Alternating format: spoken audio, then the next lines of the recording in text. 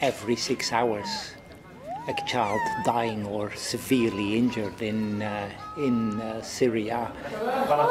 Well, I have been for 20 years a humanitarian worker. I have been dealing with conflicts in Yemen, Sudan, Sierra Leone, Rwanda, and I have to admit, what I have seen in the last 2 days in Homs, in Aleppo, throughout Syria, is for me unprecedented. Every single school day a child gets killed, either by just sitting in a class or on the way to school. And how old are you? 10. People need to start looking at Syria and Syria's future from a children's perspective. Yeah, a troubling image there. The alarm in the voice that you just heard, the voice of UNICEF's Gert Capellera, that alarm is real. The Syrian civil war began 6 years ago today. UNICEF says that 2016 was the worst year yet for the children of Syria. Since that first day of rage back in 2011, nearly 3 million children have been born in Syria, and the only world that they know is a world of war. Many have no parents, no grandparents, most are not in school, and many are hungry tonight.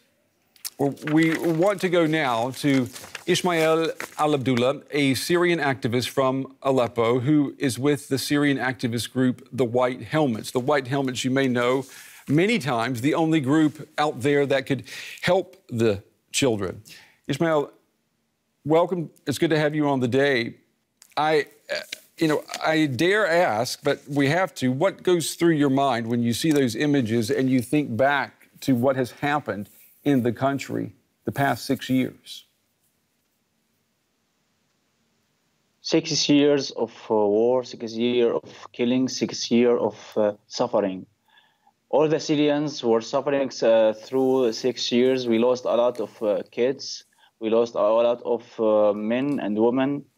As civil defense, I witnessed many massacres since 2013 up till now, since we established the White Helmets. We responded thousands of barrel bombs, thousands of massacres. Through 6 years, Assad's forces used all the kinds of weapons. Let me say something. When Assad's forces used bunker buster bombs, the war said no. The international community didn't do anything. When Assad's forces used chemical weapons on the countryside of Damascus, and they killed more than 1,000 people, including kids. Just today, 30 people were killed in Idlib. I don't know in any name of Nusra or ISIS, but all I can say, I saw 15 kids died under the rubble because of this bombing. This massacres, this killing, this bloodshed, which is happening since, it has been happening since 6 years, hasn't stopped up till now, and the international community did nothing. When Ishmael, let me just ask you 3 years or let me if I can interrupt just a second. Let's talk about the image though of the children in Syria. Usually, when any type of atrocity is happening, the image that will get the public's attention and that will get some type of action is when children are involved, and that has not worked in this conflict. We have had iconic pictures. You've posted pictures yourself on social media, and yet the paralysis at the UN Security Council, for example, remains. What do you think is happening to humanity's ability to act, to stop atrocities with Syria? Is Syria a turning point for humanity, a bad turning point in your eyes? It's bad turning point. It's like, I can say the war failed in Syria. They did something in in many countries before, but in Syria they did nothing. Children, let me talk about children. For the kids who go to schools, they sit in the class a lot of kids were killed during the classes. They just go to schools, and imagine this picture that your kid in the morning goes to his school, then out of sudden a warplane, and there's something. Now the kids in Syria, they do not know who is bombing them. Who is bombing them? Coalition, US, France, Russia, Turkey. We have a lot of warplanes in our sky, and all of them killing our kids. This doesn't solve the Syria crisis. Now, big number of refugees. Everyone knows why Syrians have become refugees. They have become because of the bombing, because of the killing. In the name of ISIS, in the name of Nusra, in the name of terrorists, in the name of everything, the kids are being killed, Ismail, okay. I'm sorry to interrupt you there.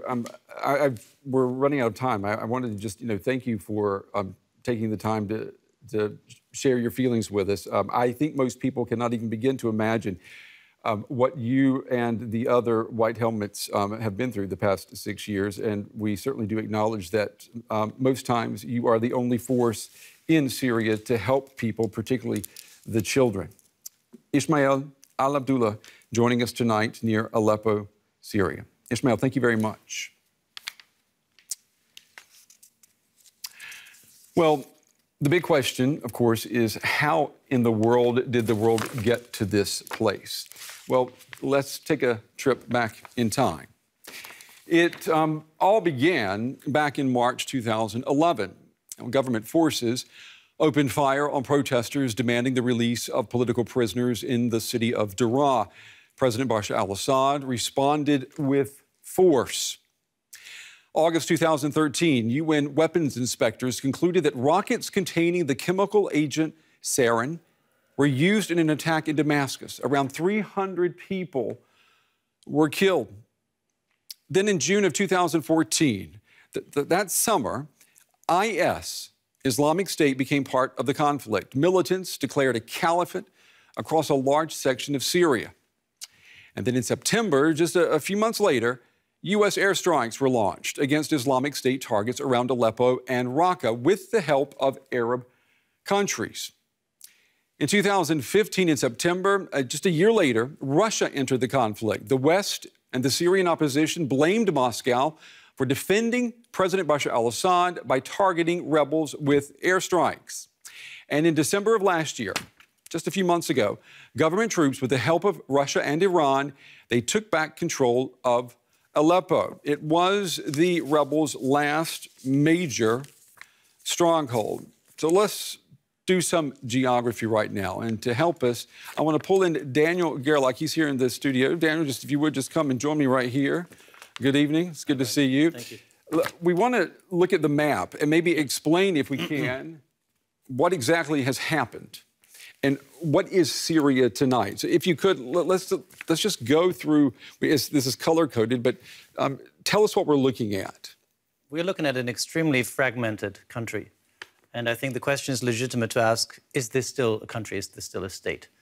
If you look at that fragmentation could even go further, because what is green, what is now defined as opposition groups, can be split into several opposition groups that are not necessarily loyal to each other, that range from, let's say, what the Western powers usually call moderate opposition, moderate Sunni opposition, to quite extremist factions that are not, regarding the ideology, not too far away from what is black here, the Islamic State. I mean, and do we even know how many groups there are in this? Yeah, they're being counted virtually every day, but they also rename themselves and rebrand themselves very often.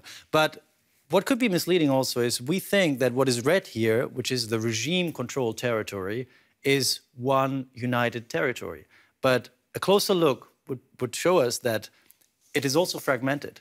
There is militias, there is warlords, there's Iranian troops, there is Iraqi Shia militias active here, there's Hezbollah in the south or in Homs, Damascus, and other places. So even this fragmentation doesn't tell the whole story. And I think it is not only analytically and politically difficult to say, to make sense of this. And we will have new powers and new fractions and new groups emerging almost every day. And what are we looking at here in the north?